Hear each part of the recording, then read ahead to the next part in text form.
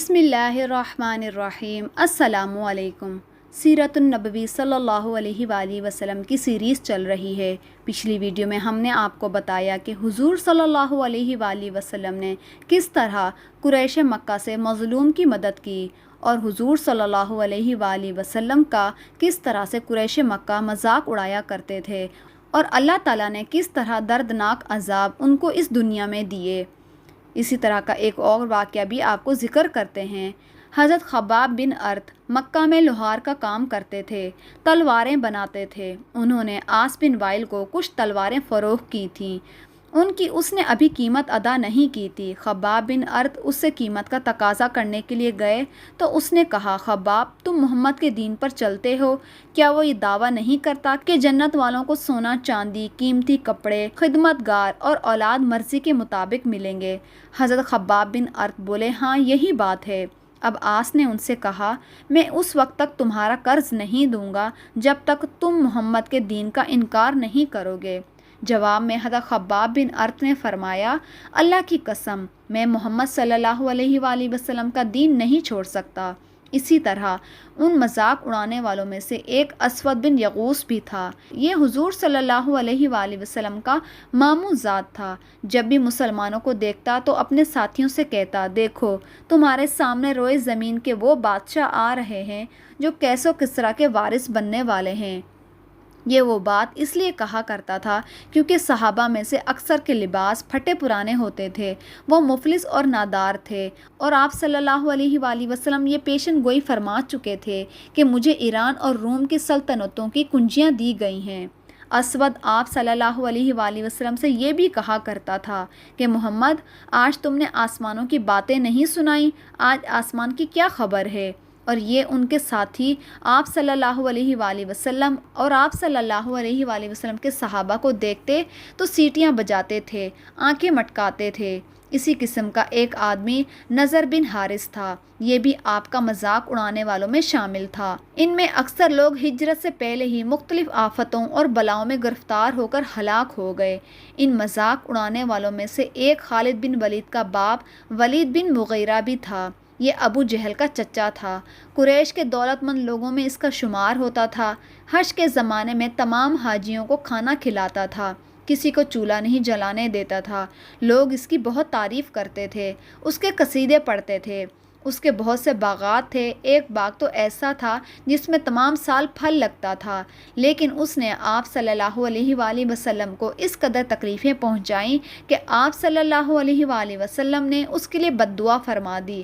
اس کے بعد اس کا تمام مال ختم ہو گیا، باغات تباہ ہو گئے، پھر حج کے دنوں میں کوئی اس کا نام لینے والا نہ رہا۔ ایک روز جبرائیل علیہ السلام آپ صلی اللہ علیہ وآلہ وسلم کے پاس تشریف لائے۔ اس وقت آپ صلی اللہ علیہ وآلہ وسلم بیت اللہ کا طواف کر رہے تھے۔ جبرائیل نے آ کر عرض کیا، مجھے حکم دیا گیا ہے کہ میں آپ صلی اللہ علیہ وآلہ وسلم کو مذاق اڑانے والوں سے نجات دلاؤں۔ ایسے میں ولید بن مغیرہ ادھر سے ہی گزرا۔ جبرائیل نے آپ سے پوچھا، آپ صلی اللہ علیہ وآلہ وسلم اسے کیسا سمجھتے ہیں؟ آپ صلی اللہ علیہ وآلہ وسلم نے فرمایا، اللہ تعالیٰ کا برا بندہ ہے۔ یہ سن کر جبرائیل نے ولید کی پنڈلی کی طرف اشارہ کیا اور بولے، میں نے اسے انجام تک پہنچا دیا۔ پھر عاص بن وائل سامنے سے گزرا تو جبرائیل علیہ السلام نے پوچھا، اسے آپ کیسا بندہ پاتے ہیں؟ آپ نے فرمایا کہ یہ بھی ایک برا بندہ ہے۔ حضرت جبرائیل نے اس کے پیروں کی طرف اشارہ کیا اور پھر بولے، میں نے اسے انجام تک پہنچا دیا۔ اس کے بعد اسود وہاں سے گزرا اور اس کے بارے میں بھی آپ صلی اللہ علیہ وآلہ وسلم نے یہی فرمایا کہ وہ برا آدمی ہے۔ حضرت جبرائیل نے اس کی آنکھ کی طرف اشارہ کیا اور بولے، میں نے اسے انجام تک پہنچا دیا۔ پھر حارث گزرا، حضرت جبرائیل نے اس کے پیٹ کی طرف اشارہ کر کے کہا، میں نے اسے بھی انجام تک پہنچا دیا۔ اس واقعے کے بعد اسود بن یغوث اپنے گھر سے نکلا تو اس کو لو کے تھپڑوں نے جھلسا دیا اور اس کا چہرہ جل کر بالکل سیاہ ہو گیا۔ جب یہ واپس اپنے گھر میں داخل ہوا تو گھر کے لوگ اسے پہچان نہ سکے۔ انہوں نے اسے گھر سے نکال دیا اور دروازہ بند کر دیا، اور اس کے ساتھ ہی یہ زبردست پیاس میں مبتلا ہو گیا۔ مسلسل پانی پیتا رہتا یہاں تک کہ اس کا پیٹ پھٹ گیا۔ حارث بن عیطلہ کے ساتھ بھی یہی ہوا۔ اس نے ایک نمکین مچھلی کھا لی، اس کے بعد اسے شدید پیاس نے آ لیا۔ یہ پانی پیتا رہتا یہاں تک کہ اس کا بھی پیٹ پھٹ گیا۔